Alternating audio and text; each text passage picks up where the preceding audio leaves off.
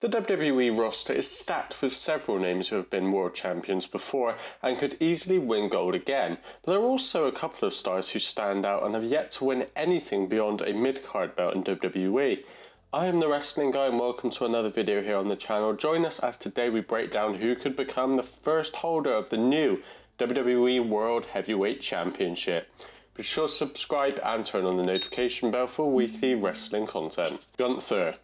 Gunther is in the middle of an epic reign as Intercontinental Champion, and if he can hold on to that belt for another 4 or 5 months, he will surpass the Honky Tonk Man as the longest reigning IC Champion in the history of the company. WWE clearly sees the Ring General as someone who can carry important matches and feuds, so if it really wants to give him a monster push towards the main event level, having him win the new world title while he still has the IC belt would be a great way to do it. And the number of people who have held a world and mid-card title at the same time is low, so giving Gunther that kind of accolade would allow him to stand out as one of the most dominant superstars in the company. Sheamus. For the past several years, Sheamus has been one of the greatest workhorses in all of WWE. The Celtic Warrior has churned out countless excellent matches against opponents of all shapes and sizes, and has done it all while putting over several people who have gone on to win major championships. If there is anyone on the roster who has earned a world title run through hard work and dedication, it's Sheamus. His time with the Brawling Brutes has allowed him to have some fun and engage in feuds with other teams, but it's time WWE started to consider giving him another main event push. His track record and popularity makes him a prime candidate to slot back into that position at any time. Drew McIntyre. During the lead up to WrestleMania 36, nobody was hotter than Drew McIntyre. Unfortunately, that was during the pandemic when he was unable to capitalise on reactions from live crowds.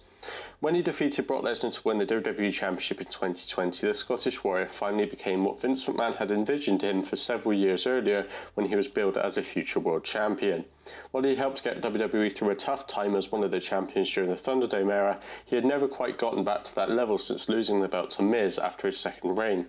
McIntyre is still a popular star with the ability to carry a brand on his shoulders.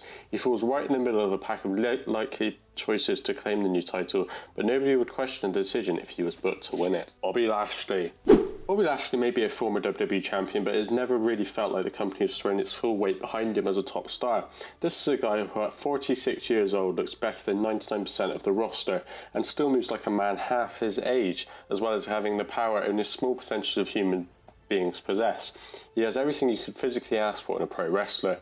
Management has been booking Lashley in a strong position for the past few years, so he would make a great candidate to become the first person to hold the new world title. Whether he works as a babyface or a heel, the Almighty can be a great asset. LA Knight. Surely Creative can't keep looking past LA for long. He's starting to catch fire on the main roster and definitely has the vocal chops on the mic to carry a main event program. Knight might be an outside bet for the World Heavyweight title. Of course, that depends on just how open WWE's decision makers are to try something a little different.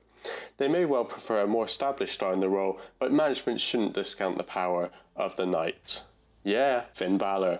Even though the Judgment Day have run into a few bumps in the road, the group has helped Finn Balor keep on TV and in major feuds for over a year.